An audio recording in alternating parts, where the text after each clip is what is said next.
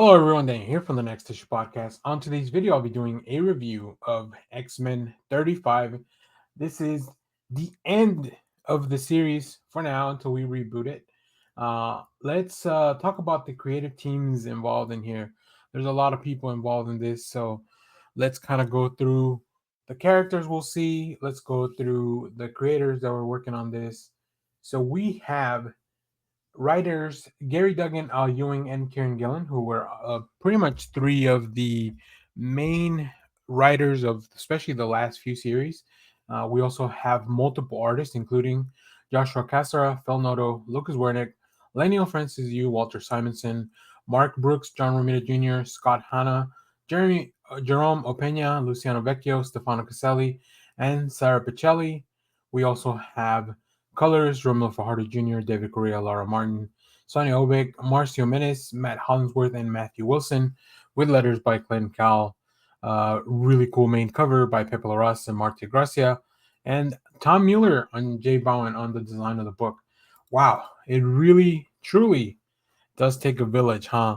Um, so we are here. This is the end. This is it. Like the Krakoan era comes to an end with this book, and I really enjoyed it. I think they really nailed down the emotional roller coaster that was this book and bringing it all to life. So let's talk a little bit about this specific issue. The end of an era, Uncanny X-Men 700. All good things must come to an end. And as a good thing as the Krakoan era has been for mutantkind, its time has come at last.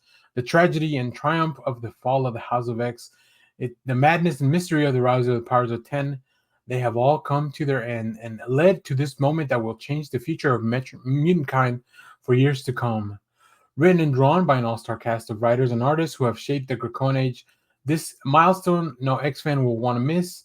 Also, we have a backup story by X-Men master Chris Claremont and a glimpse of things to come. So yeah, at the back of this issue, this is an oversized issue.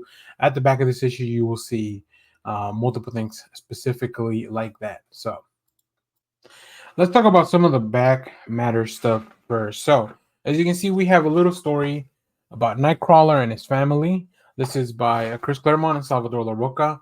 And I think it's just a fun thing. I think Chris Claremont loves to write. He loves to write Nightcrawler, and I think that's one of the reasons he jumped on that. We also have a little preview, just a few pages at the back. We see the fates of some of our favorite mutants, including Xavier. A little tease of the new stuff coming up with Cyclops in his new outfit. We see Rogue.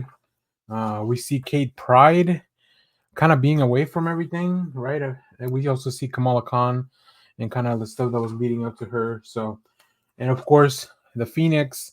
So yeah, pretty much Xavier checking in on things and very excited for everything that's to come.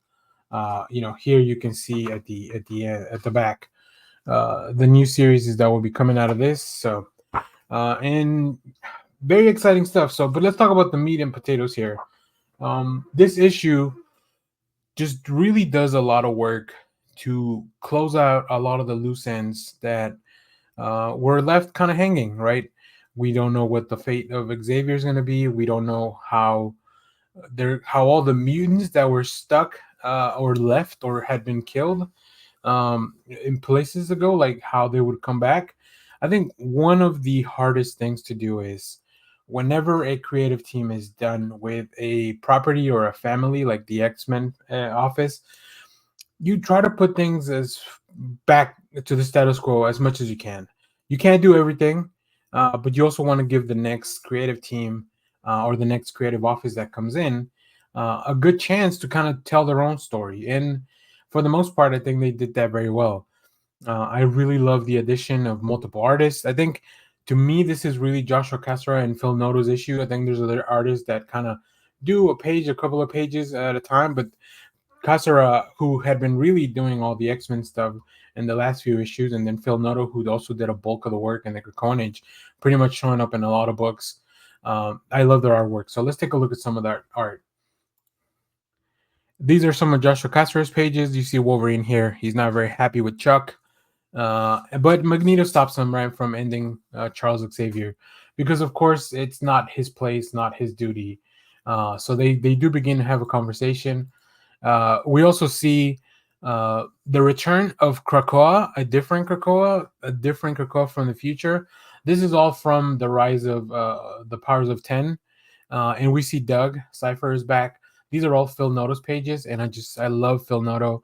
I love the way that he draws the characters. I love the way that his aesthetic, even though some people may find it maybe a little bit rigid, I just really appreciate the look. And yeah, you see that because of stuff that happens in the book. I won't go too much into detail, so you can actually talk, go into it. A lot of the mutants are back for different reasons, and this Krakoa is back, and Krakoa is not really over. It's just kind of out of reach for now.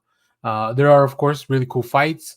Leniel Francis Yu shows up and gives us this amazing fight with Apocalypse, which I never learned his. I don't know. I never learned how to say his mutant name. I don't think they've ever said it. We also still have, Doom has his own X-Men, which is really cool. And then we also check up with Charles Xavier all throughout this run. So like this issue just really goes in and closes all those loops. And of course there is a plethora of variant covers for it. This is another big milestone issue. And I just really enjoyed it. Especially, oh my God, look at that cover. Pepe Larraz with the wraparound cover.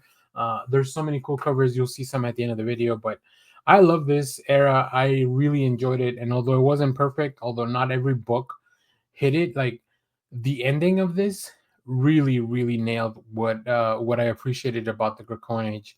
And it is kind of a bummer that a lot of things have to go back to normal, but I think we should appreciate the ride that we were on for about almost 5 years, which is outstanding for a universe to exist this long. So yeah, I'm also excited for the future. I like the creative teams that are on the upcoming books. So I can't wait to see where we go from here. I love the X-Men, and I'll probably never stop reading their books. So if you have read this book, let me know what you thought about it down in the comments. As always, thank you for watching, everyone. Remember to share, like, subscribe. You can back us on Patreon. You can also support us on Ko-fi if you want to do like a one-time thing, or you can just become a member of the channel and support us that way. So yeah, all those links are in the description of the video. So as always, thank you for watching, everyone, and long live Krakoa. Bye, everyone.